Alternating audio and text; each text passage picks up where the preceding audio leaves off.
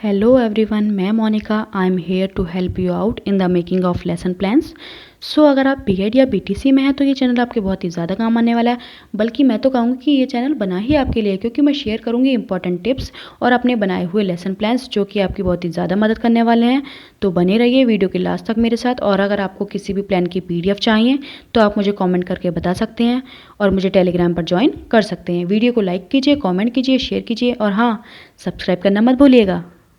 ये है हमारा नेक्स्ट कॉमर्स का लेसन प्लान यानी कि वाणिज्य का, जिसका टॉपिक है आरबीआई यानी कि भारतीय रिजर्व बैंक। ठीक है, सबसे पहले इसमें सामान्य उद्देश्य आएगा, फिर विशिष्ट उद्देश्य आएगा, फिर सहायक सामग्री, देन पूर्व ज्ञान।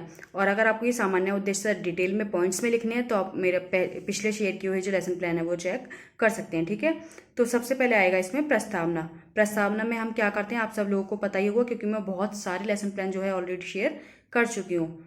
तो अगर आप लोगों ने देखे होंगे तो आप लोगों को लेसन प्लान जो बनाने का मेथड है वो आ ही गया होगा। अगर आपको नहीं आया है तो आप मुझे कमेंट सेक्शन में बता सकते हैं। मैं आपको उसका जो प्रॉपर मेथड है लेसन प्लान बनाने का, उसके टिप्स भी और उसका जो मेथड है वो भी शेयर कर दूंगी। अगर आप लोगों को चाहिए तो आप कमेंट सेक्शन में बता सकते हैं। ठीक है, तो देखते हैं अपना लेसन प्लान। सबसे पहले आता है हमारा प्रस्तावना प्रश्न। इसमें हम कुछ ऐसे क्वेश्चंस पूछते हैं बच्चों से, इतने इजी लेवल के कि जिसका आंसर जो है बच्चे आसानी से दे दें।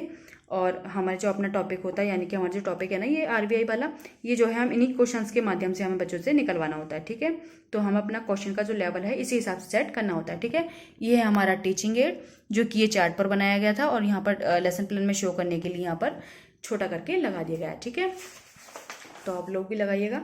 फिर आता है हमारा उद्देश्य कथन। उद्देश्य कथन में हम बच्चों को जो भी टॉपिक पढ़ाने वाले हैं उसके बारे में बताते हैं, यानी कि अपने टॉपिक से क्लास को इंट्रोड्यूस कराते हैं। फिर आता है प्रस्तुतिकरण। इसके सामने हमने कुछ पिक्चर्स लगाई भी हैं और बच्चों को दिखाई भी थी। ठीक है, जिससे हमारा लेसन प्लान भी अट्रैक्टिव बनता है और लेसन प्लान पढ़ाने में भी मजा आता है। ठीक है, फिर आता है हमारा विकासात्मक प्रश्न। इसमें हमने 4 क्वेश्चन पूछे हैं जिसके बच्चों ने आंसर्स दिए हैं। और उसके बाद आती है हमारी स्टेटमेंट, और स्टेटमेंट के सामने हमारा आएगा मूल्यांकन प्रश्न। ठीक है, फिर आता है हमारा नेक्स्ट विकासात्मक प्रश्न जिसमें हमने 4 क्वेश्चंस पूछे हैं और इसके सामने बच्चों ने आंसर्स दिए भी हैं। और फिर आता है हमारा इसका स्टेटमेंट, क्योंकि बच्चे जरूरी थोड़ी है सही जवाब देंगे। ये जो हमारे विकासात्मक प्रश्न है ना, इनका क्वेश्चन, क्योंकि बच्चों के लिए नया टॉपिक होता है पढ़ने के लिए। कोई भी टॉपिक हम पढ़ाते हैं बच्चों के लिए सारे टॉपिक नए होते हैं अगर जब तक उन्होंने ना पढ़े हों। और बच्चे उनके जो आंसर्स होते हैं, ये जो आंसर्स होते हैं ये जरूरी नहीं है इसी हिसाब से थे, ये तो हमारे संभावित उत्तर होते हैं, ये हमारी लैंग्वेज में लिखे हुए होते हैं। बच्चे उल्टा सीधा आंसर्स देते हैं, उनके आंसर्स को अरेंज करने के लिए उनका फिर हम जो इन क्वेश्चंस के बेस पर एक अपना स्टेटमेंट देते हैं यानी कि एक्सप्लेनेशन देते हैं। ठीक है, और ये हमने यहाँ पर भी एक टीचिंग एड लगाया हुआ है छोटा सा, ये भी जो कि पढ़ाने में यूज़ किया गया था। ठीक है, फिर इसकी स्टेटमेंट यहाँ तक है। फिर आता है हमारा नेक्स्ट विकासात्मक प्रश्न। यहाँ पर भी 4 क्वेश्चन पूछे गए हैं। फिर इसकी स्टेटमेंट ये आ गई, एक्सप्लेनेशन, इसके सामने एक और मूल्यांकन प्रश्न है। ठीक है, फिर आता है हमारा श्यामपठ सारांश जिसमें हम जो भी बच्चों को काम कराते हैं या फिर पढ़ाते हैं, नोट कराते हैं, वो बच्चों को नोट कराने के लिए, नोट करने के लिए कहते हैं। उसके बाद हम उनकी चेकिंग भी करते हैं। ठीक है, फिर आता है हमारा पुनरावृत्ति कार्य। पुनरावृत्ति में हम जो भी बच्चों को पढ़ाते हैं उसका रिविजन लेते हैं।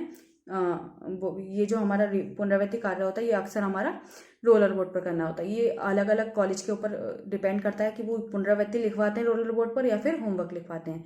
हमारे कॉलेज में हमसे पुनरावृत्ति कार्य लिखवाया था तो हमने यहाँ पर ये बोर्ड पर ये लगाया है। ठीक है, वरना अगर आपके कॉलेज में गृह कार्य दिया हुआ होता है रोलर बोर्ड पे तो आप पुनरावृत्ति की जगह गृह कार्य यूज करेंगे। ठीक है, फिर सबसे लास्ट में आता है हमारा टॉपिक गृह कार्य। हमने जो भी टॉपिक पढ़ाया है बच्चों को उसके बेस पर कुछ भी बच्चों को होमवर्क देंगे। ठीक है, और इस स्टेप को ध्यान रखिएगा क्योंकि लास्ट में जल्दी में ये टॉपिक, ये वाला जो स्टेप है गृह कार्य वाला, रह जाता था। ठीक है, तो आप लोग इस बात का ध्यान रखिएगा।